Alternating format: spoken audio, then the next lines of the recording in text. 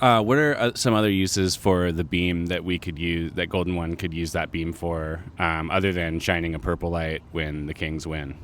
Dave? Yeah, I mean, it could be any number of things, and I think so far it's been very helpful for folks on, knowing when the Kings have won. For me, I would maybe you do a red beam anytime somewhere in the city, like a Tesla runs over a child. Wow, that is not. No. Okay, well, how would they know that the Tesla has run over the child, though?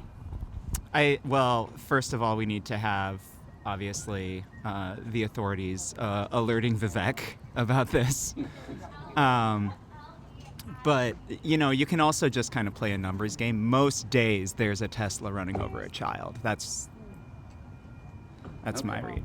All right, I'm into it. The stats are in. Well, where I was going with, I want the beam, I want a blue beam to go up anytime Marie's Donuts pulls out an order of blueberry donuts, hot out of the fryer. I'm going to be honest, I feel like you guys aren't taking this question very seriously. Neither of you. What are your thoughts? Well, there's like a bunch of practical applications for the beam that we could be using. And just because I can't think of one right now doesn't make your argument any better. It's like, okay, so the beam is yellow when 24-hour fitness has a power outage. Yeah.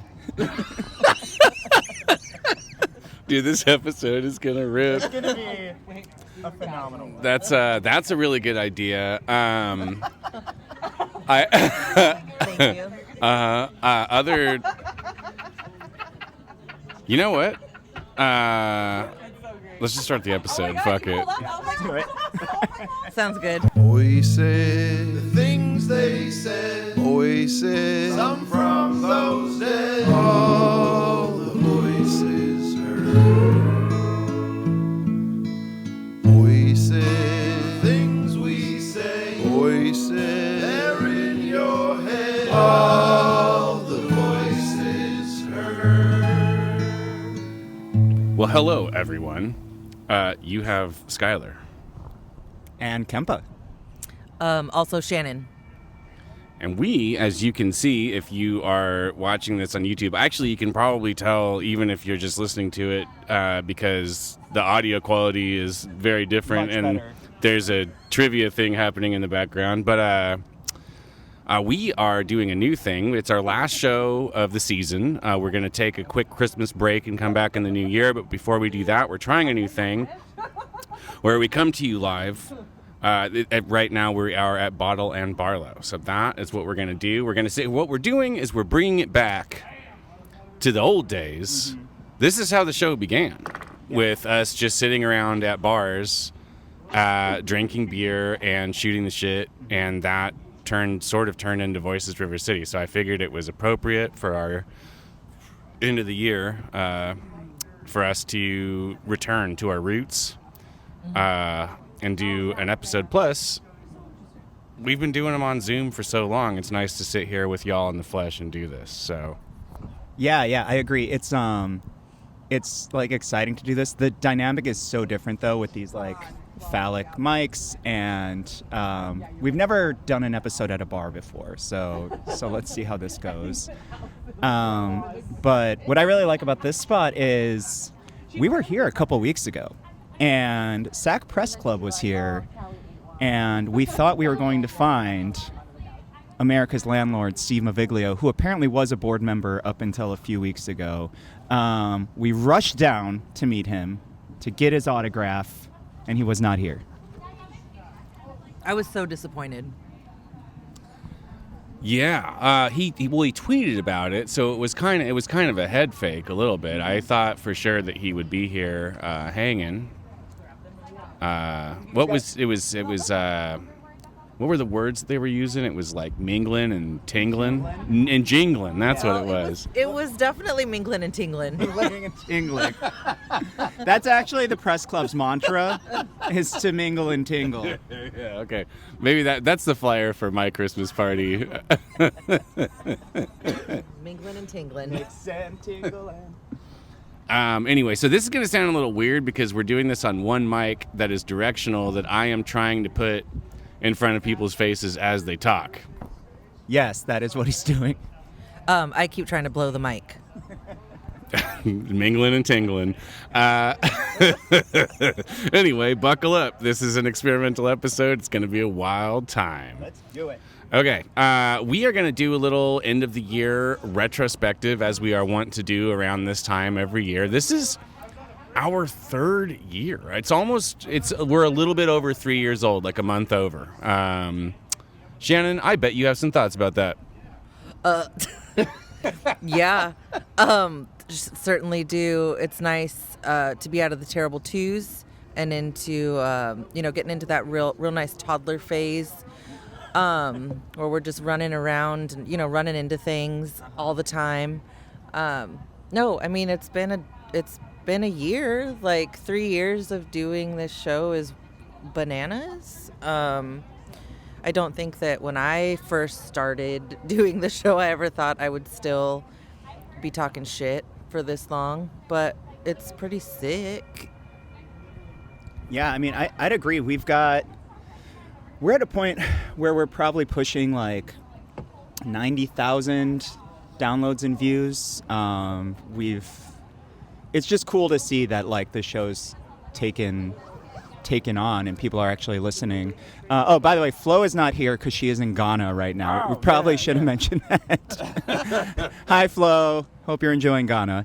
But thinking back on it, it's so funny because like we started this just before the pandemic, and the three of us were co-hosts in March, and then we heard about this new COVID thing, and then we invited Flo on, and it just sort of ran from there, right? And we've had so many, I don't know, I feel like the show's gone in a lot of different directions, but I do think our third year has been kind of interesting just because it's just been, I mean, for me personally, I think for Shannon personally too, like we've had like a year, and like when you mentioned this retrospective concept, I was like, I don't even fucking know what happened this year. So I'm interested to see where this goes for us. Yeah, same. Man, it like a lot. I'm trying to think. I think like basically everything that has to do with my life was like very different before we started doing the show, and that is like where I live, who I live with, what I do for a living, my role on this show. So it's been a pretty wild 3 years for me, but if I'm being 100% honest, it's all stuff that I wanted. So I guess from that perspective, I'm a pretty fucking lucky dude. I think one of the things that is notable to me about this year, in terms of voices, is that this was the year that we collectively were like, we're tired. Yeah. Like we have done this show like full steam, putting out 2 episodes a week, talking about like really important stuff, just while a pandemic was actively happening, while our jobs were bananas, while our lives were wild, and just being able to get to the point where we could say like, we're tired and we need a break. Like, we're not here to like support the capitalistic grind culture that is so prevalent. We're going to take a beat and just rest. And I think we've come back better for it. So yeah, as I was thinking like about a retrospective episode and I was thinking back on like specific topics that we've discussed, and then realized that there was a whole like point in the year where we weren't discussing, right? Because we were exhausted. Yeah, like normally we do a month-long winter break and a month-long summer break. And this summer, we kind of all looked at each other. And it makes sense, right? Like, the heft of the pandemic was lifting, and people were going back to work, whether we liked it or not. And, like, just so much more was changing in, like, what you expected from yourself on, like, time management and, like, can we do the episode? And, like, very often, one, if not two people, like, would have to skip out an episode, and we had to get creative with that.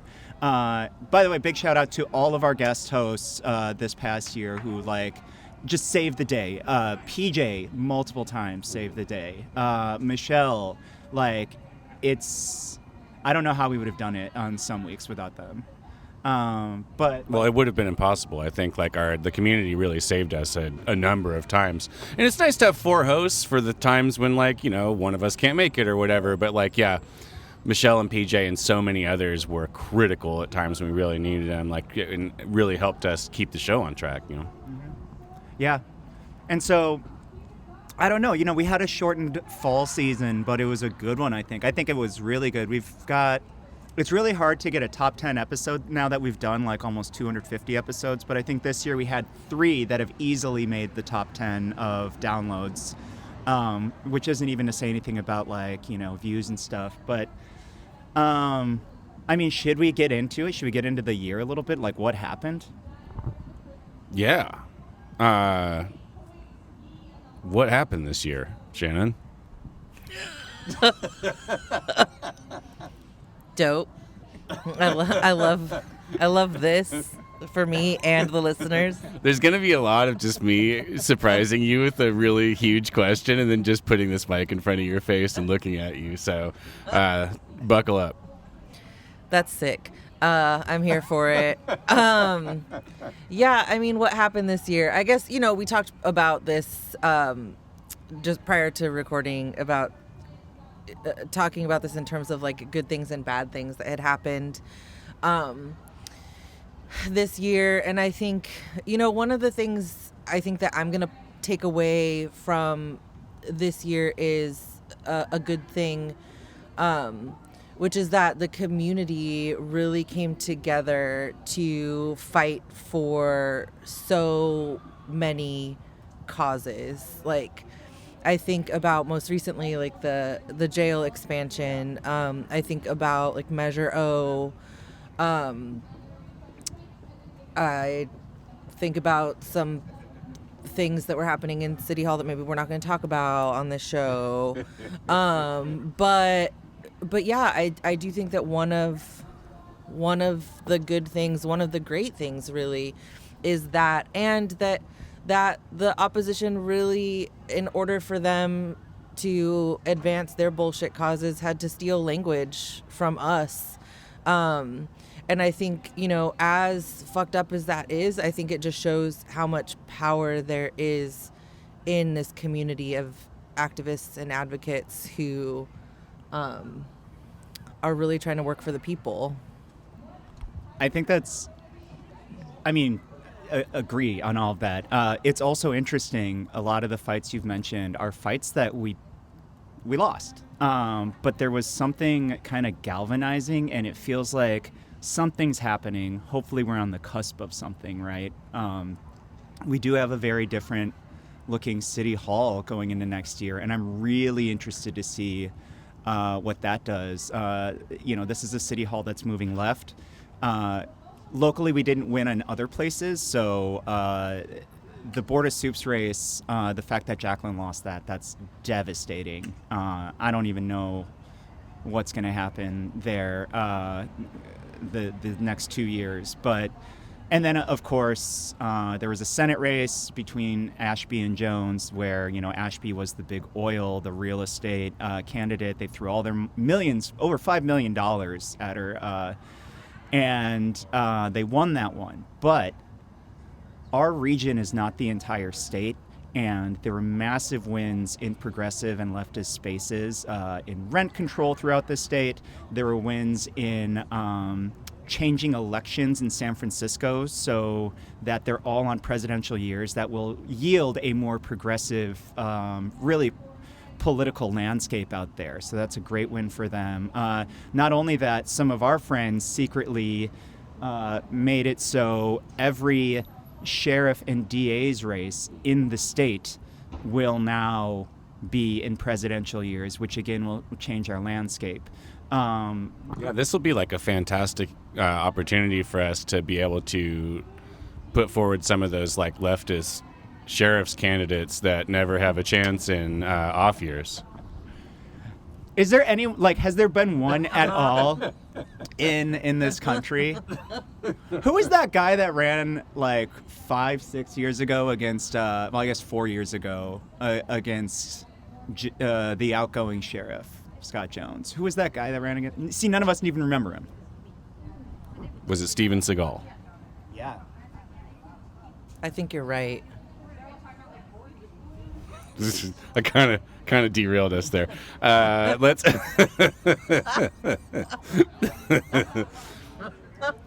don't know. Was it? Yeah. No. Sorry, that was a terrible joke. Where were we?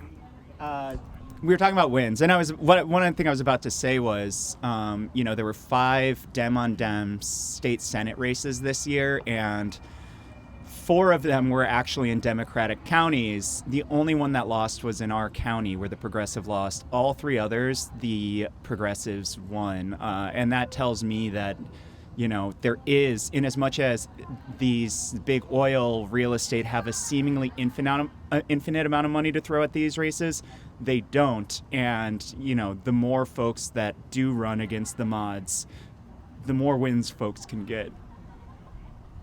Now I'm going to burp. Yeah, I mean, I think it really is. I mean, this is like kind of an obvious thing, but it bears repeating. Wise man once told me at this very bar that a thing that we should really be doing is running progressives in like literally every race, from the school board on up to as high as we can go. Like, the worst that we can do is lose, right? And like the more. And he said on slates. So if we have, let's say next year in, let's say a city, we'll call it Sacramento, we have 2 progressives already in office, and then 2 more seats where progressives can run. They join up on a slate with these 2 existing progressives and kind of build each other up, which is a tried and true thing. But like the capital L left, we just have never been robust enough to do something like that in the state. Yep. This is the best part. I think. I got distracted. This is the thing about like recording at a bar, is that like people watching, I just got super fucking distracted, and that's cool. Yeah, this is fun for me because I sort of get to control who's talking, and it's fun. You would think that the fun part would be to not let Dave talk when you can tell that he really, really wants to, but the fun part is actually putting it in front of Shannon when she clearly does not have anything to say, and then just waiting in silence until she feels like she has to say something. That is true. It's fun it's very fun for me as well. So, okay, here's one I think that maybe will be a little easier for us. So looking back, what was like a high point of this year for you? What was a really good thing that happened in 2022? I'm like, what a year. I think for me, I think it's funny because there's a lot that wasn't good, but I kind of had a big kind of revolutionary period with my family, like my sisters and my mom and my dad. My sister had a massive health scare this year, and like I did not think that she would be here today, and she is, and she's doing really well.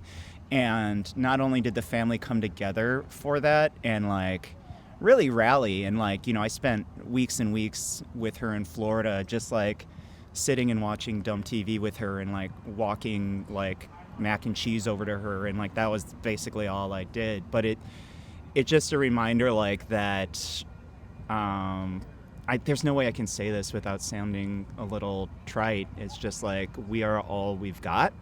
And I had lost sight of that, I think, with my family the last few years. And it's just been incredible kind of seeing us all come together. I guess that's my biggie, yeah. You got one? 2022 for me continues to be an absolute hellscape. Yeah, you had a rough 2022. Yeah, I had a terrible year. And like, if I'm honest, it's not done. Because, like, grief is always there. Once it comes into your life, it is always there. I had a major loss, a death in the family, followed by another death in the family, which was horrible. But I think there are two things that come to mind when I think about like high points of 2022. The first is I was able to have a conversation on this show with Keon Bliss and Flo, and doing that episode was I think about it a lot. I think about the conversation that we had quite often, and I'm like grateful to them for trusting the show and me with that like really sensitive content around, being Black in America and police and racism and certain people in positions of power that are no longer, sitting in a certain seat at City Hall. We're not going to talk about that too much. I love that we're trying our best to dance around anything local here. That was a high point, I think, for me, and it was a reminder that, like, because I have been in such a slump of grief and stress and all of that, it was a reminder that not everything is lost, and that sort of like leads into the second thing that I think about as a high point, which is just a reminder that like community is so powerful. And my experience with community after losing someone very, very, very close to me to cancer was really something. Like being held up, and I think I still continue to spend a lot of time with my head down, like unable to move forward. But there's so many people who take my hand and make sure that I'm not bumping into things along the way. And so yeah, 2022 has been, I guess, just a reminder, like generally, I think, of the power of community. Because even like taking that all the way back to, the things that have happened that are good in this community around movements, like that is all based in community as well. So how about you, Skylar? Okay, so I do have one, and I'm not going to talk about my job a bunch on this show, and this actually might be a little bit of a controversial take with some of our listeners, but mine starts with when I first started working for the city. My then chief of staff, Michelle Parasette, put me in her car and drove me to all the parts of District 4 where she was like, you've probably never been here before. Like, you have been all over downtown in the central city and plenty of areas kind of around that, but there's probably a bunch of areas around here that you are not super familiar with, so let's just go drive around in them. And one of the places we wound up was Miller Park. And this was back in the summer of 2021. And she mentioned to me at that time, because the thing that was back when like the comprehensive siting plan was in full swing and like people were really talking about safe sites, right? And she was like, this park presents a great opportunity for a safe site. And I was sitting there like, yeah, honestly, like looking around, it kind of does. Like it's a pretty good setup for this, and checks off a lot of the boxes that need to be checked in order for these things to move forward. And then in February, we opened it, the city opened it with the help of a lot of folks along the way. And the reason I know that this is controversial is because there's a lot of critique of the way that the Miller Park Safe Ground is run. And I think all of that is 100% valid and totally recognize that there's still a ton of work to do. And I'm not going to sit here and say that it's perfect or even that it's optimal. But in a year where we tried so hard and pushed so many ideas and got told no so many times, the fact that I got to stand in a place and be like, this would be a good place for one of these things, and then got to be a part of the creation of that thing in a year where like not a whole lot of things like that happened. And like I said, we got beat down super hard a lot. And one of my high points, I guess, is standing there for the first time and realizing like we're helping people here, you know? And again, totally, you know, I want to recognize, you know, that there are a lot of critiques and that are super valid, and I get it, and I'm not trying to say it's an optimal thing, but it is undeniable that a lot of people have been helped by that spot, and that was a thing that I got to be a part of doing, and I'm fucking super proud of it. Yeah, I mean, to me, it's a testament to Councilmember Valenzuela that she was helping to create these spaces in her district when we really saw it nowhere else. Like nothing came to fruition in these other areas, and like for all the shit that she has taken, especially from a lot of reactionary groups this last year, it's so cool to see somebody who isn't afraid of the attacks from these old white dudes, right? Like, and just does her work the way she does it. And so I hope I'm allowed to say that with you on the episode, but like, it's some cool shit has happened there. And imagine if we have more people who like can put that effort behind it, you know? Yeah, I mean, I will always agree that the work that was done by the D4 team, specifically in terms of homelessness, has really it's been super rad to watch, and I think that like beyond that, it's also an accountability tool for the other folks in the building that we're not going to talk about on the dais that we're not going to acknowledge. Yeah, I mean, you know, we don't need to talk. We don't need to stay on this topic for super long or hash it out. But I just wanted to call that out because I've never really been a part of anything like that in my life before, and it felt really good. And you know, for the third time, like I get that not everybody's a fan. Not everybody's a fan of my boss. Not everybody's a fan of me. That's totally fine. I'm here for all of it. But for me, in my year, opening Miller Park was a high point. You know, that's funny because everyone in the city loves me, so I can't imagine what that feels like. So what's the next one? What do we move on to next? We had bad, but I feel now that we're here, like we should fucking skip bad. Why? Yeah, why would we talk about? There's like a lot of awful shit that happened this year that we don't need to fucking relitigate because everybody lives it all the time, every day. Yeah, I mean, interestingly, we were touching on a lot of that stuff as we talked about the good, which is fascinating. Like, our year was, in a year full of so many bads, there's a lot of good you can find.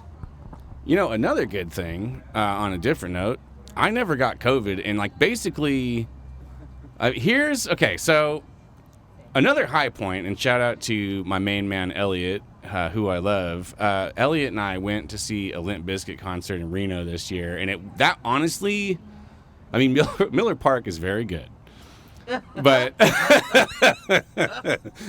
But if we're talking about I mean, if superb, I'm being honest about how hyped, like the apex of my hype meter of 2022, it was definitely during the breakdown of Break Stuff by Limp Bizkit, watching it live. yeah, and that I remember when you were talking about going to that show, and the conversation around that was like, this is when Skylar gets COVID. Like it is going to be during this time. And when you came back from that and continued to test negative and have no symptoms, it was truly incredible. I also have not had COVID, and I was in Vegas watching a different kind of show. Donkey show? A sexy kind of show? Yeah, it was a show, just all the dicks. I drove to Vegas for a weekend of dicks. Oh yeah, it was the Cirque du Soleil Tous les Dix. Correct. It was just a bunch of folks hanging from ropes by their dicks. And it was incredible. No, I went to see Miranda Lambert and did not wear my mask at all. Sorry, Flo. During that entire time, like in and out of the casino, chain smoking at the bar, and Nate, my spouse, was like, "This is it. We're gonna get it. Anything from Miranda." Didn't get it. So another good thing. Only two of us can say that. We're immune. I think we're immune. Like, we have to be immune. Especially you. You have been, like, on site working the entire time. If you weren't immune, you would have gotten it. I was working for the county doing testing work as a project manager, and as soon as Omicron came around, everyone testing folks was just dropping like flies, and I was among them. Yeah, first of all, that fucking sucks. But I am surprised, like, from the start, even like in the very beginning when everyone else was staying home and there was still not necessarily like solid COVID protocols around like safe, like masking and all of that. And I was at work every day, and to never have had it is bananas to me. Now, because we have spent this long talking about it, and I have spent this long talking about how immune I am to it, like it's gonna happen. I keep thinking that too, but I've dared fate on this several times now. I will say, disclaimer, just for Allison, because I know you're fucking listening to this, I am wearing masks indoors with people again now. Don't be mad at me because I went to a Limp Bizkit concert. I started doing it again. I fell out of the habit for a minute, got back into the habit. So, like, yeah, don't be all mad at me on Twitter. I mask up. I have also been the person who has masked up a lot. Like, even I still wear a mask when I'm grocery shopping. Like, I wear a mask in public. I don't really go to restaurants or anything. And when I go to bars, I sit outside. But especially now that we're back in like the, like, what is it, like yellow section or like moderate, medium level COVID, we're masking. Like I'm not, but yeah, I'm not locked up at home like Allison. I'm sorry. We're also not making fun of you because I feel like maybe it sounds like we are, but we're not. No. Yeah, I mean, I'm not wearing a mask anymore, but I'm having a cigarette like up to twice a week, which I think helps. Yeah, tried and true. What are some of the funniest things that you can think of that happened this year? Does anybody have one? Because I've got one queued up if you need a minute to think. Oh, go for it. Okay. Actually, I have a couple.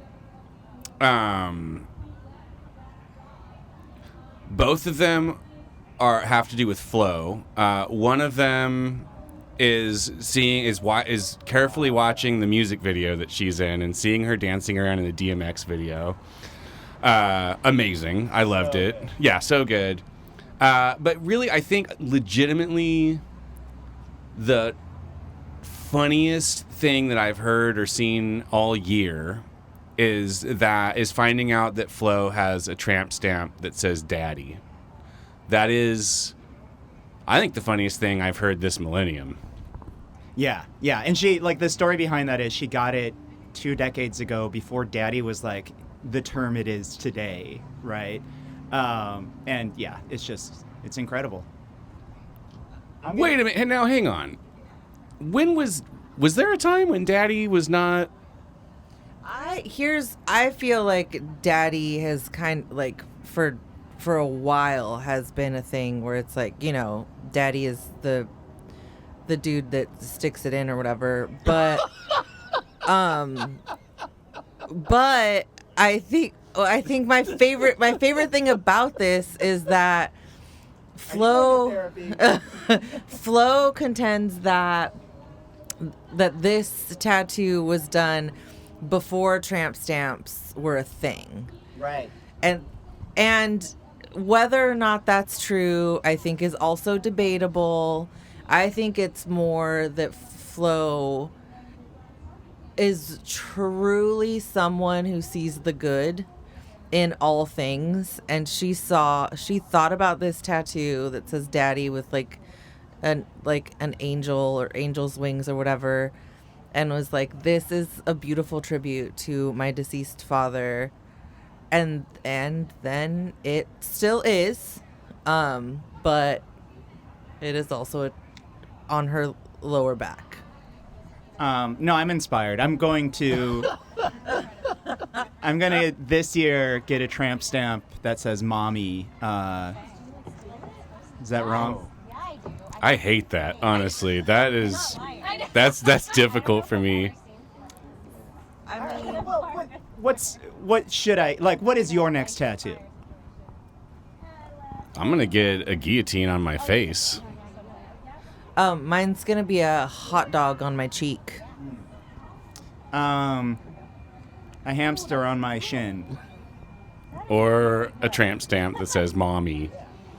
That's like some serial killer shit. I can't hang with that. Yeah, exactly. And this is when we learn that Kempa is a sociopath. It took you 3 years, though. I always thought that I was like a wildly observant person who is such an excellent judge of character. I'm being proven wrong tonight. No comment on that. What's our next topic? Where are we going here? Well, wait, you guys haven't done funny moments. I just did my funny moment. Yeah. You got one, Shannon? Entertain me, please. Funny, please. Make it funny. I feel like I'm not ready for this. I got distracted by the tramp stamp. Well, we did that one episode, and it was like a super good and important episode that got a lot of action on the striking ag workers. But our intro for that one was absolutely just kind of off the wall. Do you remember what we discussed? No. Well, now no, I don't either. But it was something that the workers did not share that episode, and I'm pretty sure it was because... Oh, I know.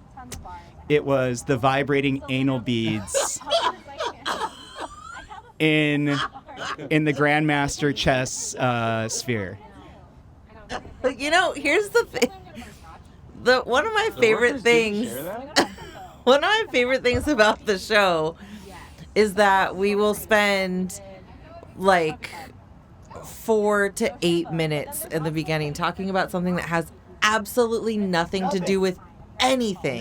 The opener is always that, right? And then we start talking about, things of extreme importance. And certainly there are times when that really comes back to fucking bite us. For example, vibrating anal beads. But sometimes it rules. The episode that got me in all that trouble, right? Where I say the thing. Uh-huh. The intro to that what are we talking about? It's like dicks or something, and it goes on for like 8 minutes. And thinking about like the hundreds of very serious people who like reporters and like law enforcement and lawyers who like listened through that episode and had to get through us being like, oh, butts, for like 8 minutes to get to what they were looking for. It's the secret sauce to our show. It's the Santorum, if you will, of Voices River City. I don't remember what I have the worst like episode retention. Like we record the episode and then I don't ever remember anything about anything. So, but I know that we're often talking about dicks, because I definitely play a role in making sure that we're talking about dicks and nutting and butts and farts and all the important things. Honestly, the show would be far too dry if we didn't address those topics. And I don't know if I just want to feel like people appreciate it because I appreciate it, and if everybody is just sort of like suffering through those bits while we crack each other up. I will say that episode, I got multiple text messages and messages from people that were just like, oh my God, vibrating anal beads. That was amazing. So no, this wasn't this year. The bisexual lighting in King Kong versus Godzilla, that wasn't this year, was it? I think that was last year. I told her that. I was like she's mentioned. It was a good one. Yeah, like people. I will always be most proud of the nutting opener. Which was the nutting opener? It was during the protest, during the George Floyd protests, there was a cop. There was a cop who had to be taken to the hospital because an unidentified substance was in his eye, and the opener was like, do we know what the substance is? And I was like, another cop nutted in his eye, and then I dropped the mic. And that was the next 15 minutes of Voices River City. Classic. The home of perfect takes. What's next, Dave? What's next coming up in the world? Aren't we doing Badasses of Sacramento? Aren't we talking about Badasses of Sacramento? Fuck yeah, let's do it. Okay, let's do the Voices River City top 5 with as many honorees as we want. After that, if we go over. Sick. I'm here for that. You ready for one? I mean, like, and this one's more temporarily recently, but every single person in Decarcerate Sac, I don't know how they have the energy to do all the things they do and fight all the fights they're in. Like, you name it, the last few months, from Camp Resolution, right, which, by the way, another amazing thing this year to happen, all the way to the fight at the county with the jail. There is one of the main players in it, all the way to Keon and that episode that you hosted. There is a main player in Decarcerate Sac really pushing forward, and I'm really impressed by the way that they organize and the way that they do something special that like I really want to see everyone left of progressive do a little bit more of, which is celebrate each other, share with each other what's working, and keep doing what's working, and work in a mindset of solidarity and not of this is correct practice and that's not. I read this material and it says do this. It really is like, yes, you do the reading, yes, you do all that, but it's about applying it and actually being a member of the community, and I think they are just aces in all of that. Yeah.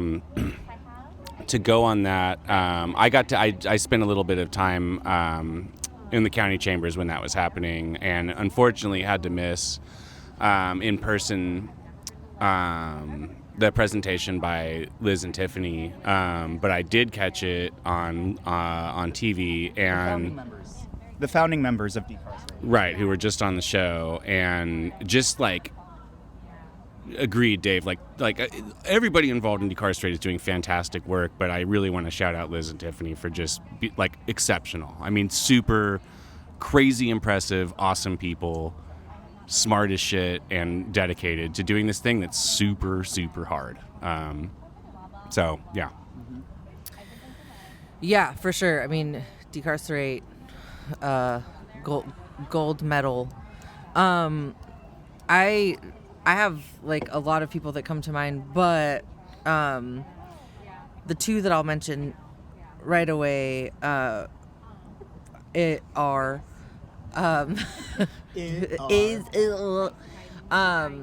really just want to lift up our co-host, Dr. Flojan Kofer, as a badass of Sacramento. Her work as the chair of the Measure U committee really, I think, informed a lot of folks in this community. It informed a lot of decision making for the people. And she, as a leader, really was able to like harness that mic in a way that we've not seen other folks in a bit. So like super, and we're so fucking lucky that we get to know her and hang out with her weekly on the show. And the entire committee, the amount of work that they put in is wild bananas, and super appreciated. I think the other folks that I really want to lift up is the DSA mutual aid folks who, as somebody who spends all of my working time working with and for folks who are experiencing homelessness on the streets of Sacramento, the DSA Mutual Aid Group answered so many calls for things. Like, they not only supported like organizations who were doing the work, but they went out on their own and continue to go out on their own and support people once a week. And I think that is like, it's something that they do without a lot of credit. It's something that they do that I think it goes unnoticed, but that is like incredibly difficult work on top of whatever everyone's like day job is, to get out there and spend, like a Monday night or a Tuesday. I mean, really, it's like you do Monday night outreach, but also you're on call for the rest of the week to respond to any number of crises. So, yeah, those folks, and I have more, but I'll wait. Did I ever tell you that? I'm always going to shout out to NorCal Resist when we get to these things. NorCal Resist are like some of the hugest badasses in town, and they just keep getting better at what they do. They keep branching out and finding new ways to like help people out in the community who need help. And like, to my mind, they are some of the most effective. They're one of the most effective groups in town. I feel super lucky to have gotten to work with them in the past. I hope that I get to continue to work with them going forward. Like, this new thing with the garden is super exciting. They've got a new office space now. What is this garden? So this garden is a thing that actually some good friends of ours were a big part of. So some good friends of ours, Kelsey and Krista,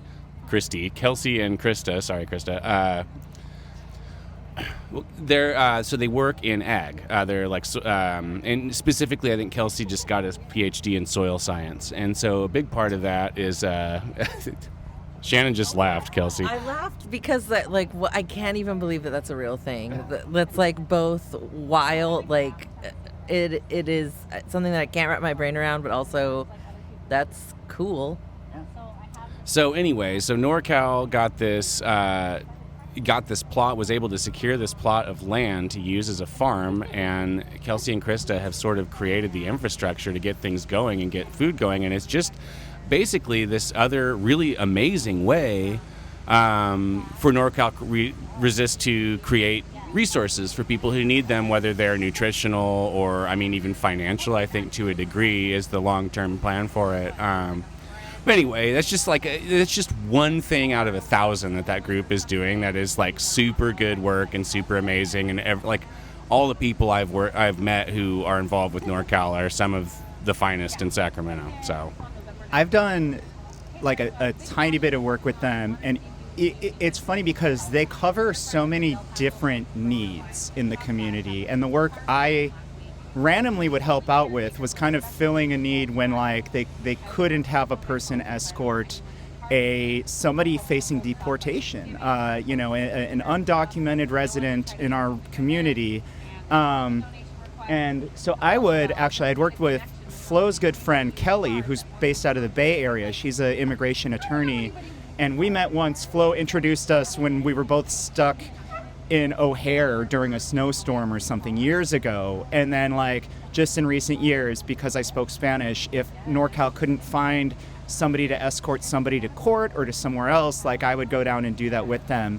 And like, not only are they doing that, they're helping folks fleeing very high profile storyline countries, wars, things like that, to come here to the US to find them housing, and just get them set up, right? Like full on, like, you are welcome, you are human, we love you, you're here now, you're a Sacramentan, and walking folks into their court dates when they don't know what's going to happen to them.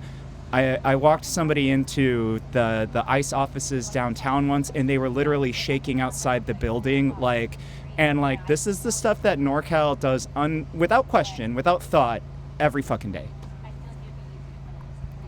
Yeah. Okay, I want to shout one out, and I guess because this isn't like a completely unbiased one here, but I also, while we're talking about people who did really good work this year, I want to shout out the the No on O folks for doing, and Yes, I know, folks. A great win. Congratulations. Thank you for your service to our town. I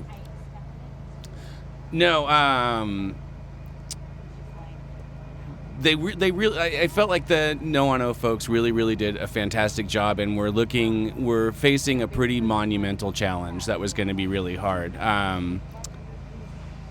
The messaging around trying to get people to say no to something that was going to force the city and the county to create shelter spaces, that's, quote unquote, thank you, Dave. That's a very, very, very hard thing to go against, especially when you're kind of talking to people who don't spend all their time doing this, and the nuance isn't easy to get. And I'm going to say y'all because Dave is sitting right here, but y'all did a really, really, really good job and got, honestly, crazy far. And although it ultimately didn't go the way that we wanted it to go, y'all deserve a huge hand for getting the ball as far as you did down the field, because that was a really heavy lift. Yeah, thanks. And I just want to say, everyone who was involved in this. So I was running communications for it, right? But there were so many great communicators involved, and this doesn't happen. We don't come as far as we did without so many people who were like, here's my skill, how do I apply it? And then we worked together with them, So Tammy Dramer of Organized Sac ran this campaign, and she was phenomenal. And then we have just so many friends and allies from all these different spaces. The folks in Sac Housing Alliance. We got the county Democrats on board on this. We got people to realize that this is harmful. This is going to result in sweeps of our homeless camps that will result in people's deaths. And we reached people. Our messaging worked. And the ACLU helped us on a poll that allowed us to see okay, here's our messaging that works the best. And we worked like a very well-oiled machine. We just didn't have the time. We didn't have our money fast enough. We could have fucking beat these people. And and we just came up a little bit short. But this is another one of those things that, to me, like, it's less about the loss and more about, like, something's happening. Something's starting to click.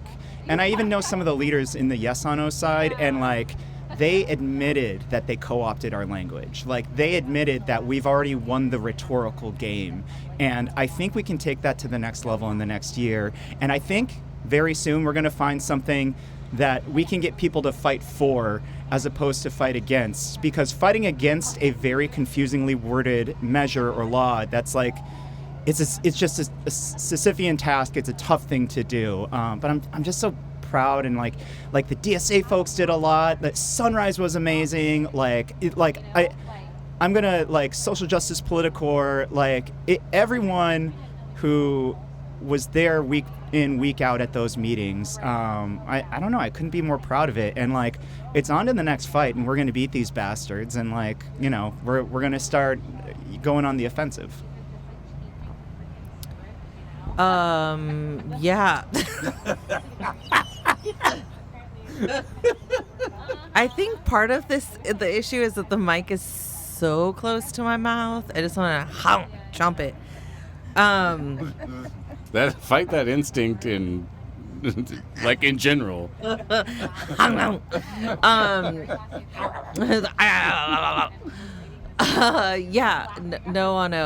for reals. I feel like we're getting close to time, but I do want to mention 3 other badasses in Sacramento that are not they're not organizations, they're people. 2 of them are journalists, which is I don't know. But whatever. They've done some really fucking dope work. Teresa Clift at the SACB. The Sacramento T. And Robin Epley, also Sacramento B. I think we have seen incredible work from T. Clift for some time now, and Robin joined up with the B relatively recently and has put out opinion pieces that are speaking so much truth to power. Absolutely, like, incredible. I read that shit and I'm just like give me more. And it's such a dope just turn from what we were getting from the opinion section of the B. So they definitely get the Badass Award. And we don't have to talk about this for too long, but from the beginning, and I think we really saw it this year, District 4 Councilmember Katie Valenzuela just continues to get tomatoes thrown at her all of the time. Worse than tomatoes. She gets a fucking shitstorm from everyone all the time, and I know that shit has to be grating, but she somehow still shows up and she does the fucking work and makes it seem like that stuff doesn't bother her, I think, in order to advance the cause and in order to advance the movement. And I think it's incredible. It's unfortunate that she has to do that. I hate that she has to be that resilient, but I think that Sacramento is really lucky to have her in a position of leadership, and I hope that doesn't end anytime soon, unless she wants it to, because she wants to sit in a hot tub drinking champagne all day, every day. Are you asking if I have more? Yeah. I don't know if I do. Do you have any more, Sky?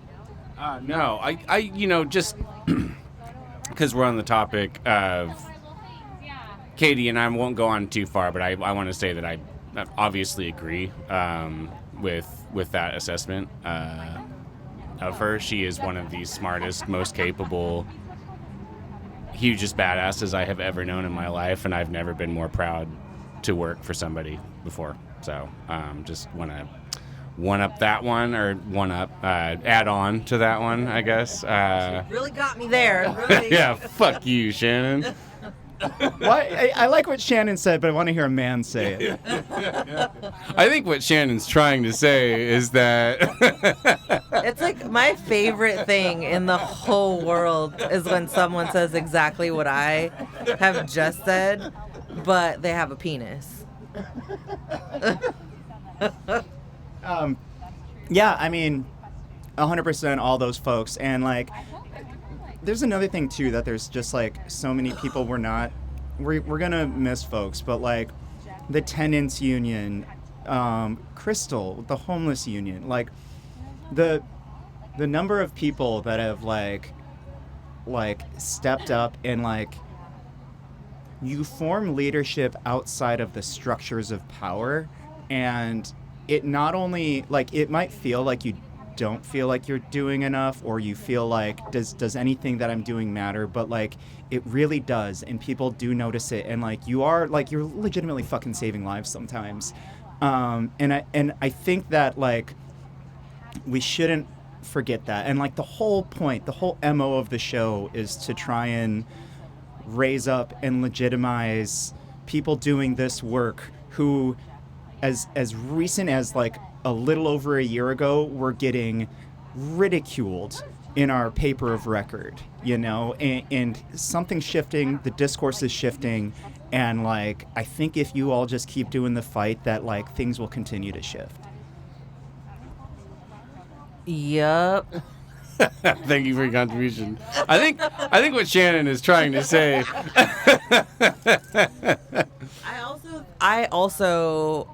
And maybe this is a seg into wrapping up the show, because I feel I don't actually know, but I feel like we're getting there. My voice's radar is starting to tick toward show ending. In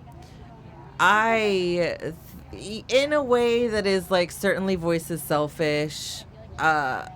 Our listeners have been real badasses to us personally. I think that we so appreciate, like, I think the support in taking time off was something that we really wrestled with, because we weren't sure how that was going to be received by people who were, one, super important to us, like listeners. We don't do this show without you.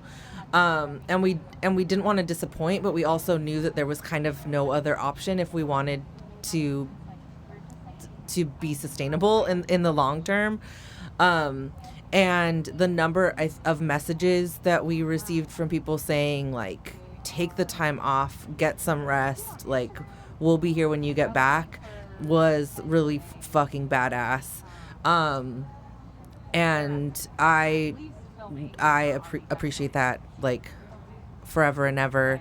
And also just, like, our team, I think, of co-hosts, just, like, holding space for each other during a year that really, like, it was not easy for us. Like, I think we went through ups and downs in terms of needing breaks, and there was always a safe space for us to say to each other, like, this is what we need, and we figured it out. And you know, it's I just think it's important to recognize that, like, that we are also trying to live into that, like, that space of, like, offering each other the hospitality and the understanding, and I guess, like, the grace that, like, life happens, and we're just, like, we're here for it, and we're here to support each other, but we can't do that without y'all, the listeners. And so, like,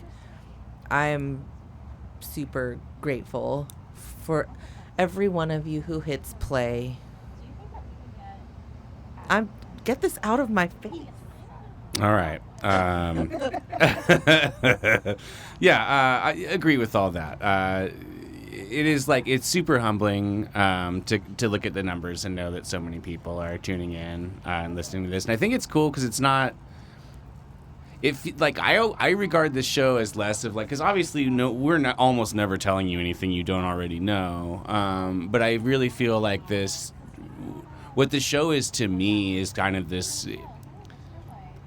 It's like this community that we're always kind of in, you know. It doesn't, you know, we're not together enough because we're bad about actually going through with our Voices meetups. in person. But I like every time we do this show, like obviously I'm here with Kemp and Shannon and Flo. But I also, I mean, I really feel like I'm here with our listeners as well. And that's kind of, I don't know. That's it for me. I appreciate everybody for that who tunes in and does this with us.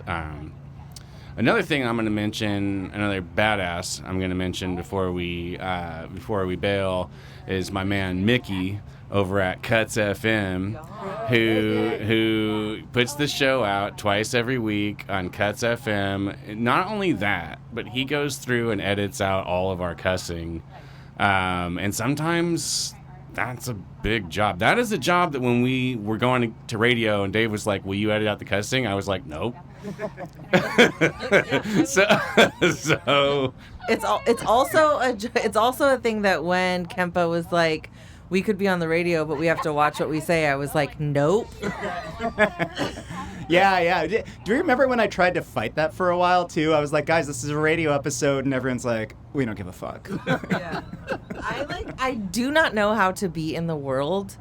I do not know how to communicate without saying a lot of fucks and shits and fuck. That's just like that's how I communicate. That's your flavor, right? I mean, and like... My flavor is fuck. Yeah. And like, Flo, you listen to her over the course of an episode, we all consider it a success if we can get her to swear, because it does not happen that often. But the rest of us, it's a little bit of a challenge. So yeah, I'd agree with that. Mickey does his morning walk when we send the episode out, and I think he has like a little notepad where he writes it on his phone, and he does timestamps for all the swears and then goes home and bleeps them out. So huge thank you for that. You know, when I was knocking on doors for No on O, like I had people open the door and say, are you from that Voices River City? And I'm like, yeah. And they're like, I listened to you on KUTZ FM. So like, it's really cool to see that. Yeah, agreed. And, you know, in addition to being the KUTZ guy and doing the awful job of censoring the show, Mickey is just kind of an all-around fucking super cool human being who puts out great vibes and great work into the world. So thank you for all of it, Mickey. We appreciate you. What else? Anybody got anything else for 2002, or can we like start really drinking? Well, I would like to say that 2002 has been over for 20 years. So the thing that I would like to say for 2022 is that... What Shannon is trying to say.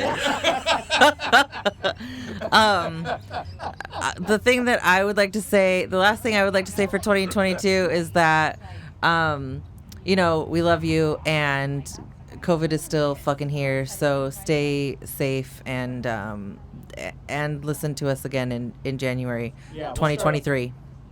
We'll start up mid-January, so like I said, we usually do a month-long break. So expect us back then. And honestly, Skylar, I know you and I are going to do a patron-only, you're going to interview me for a piece I wrote in Jacobin. And so I'm sure there might be one or two things coming up over that break, but otherwise, folks, we'll see you on the other side.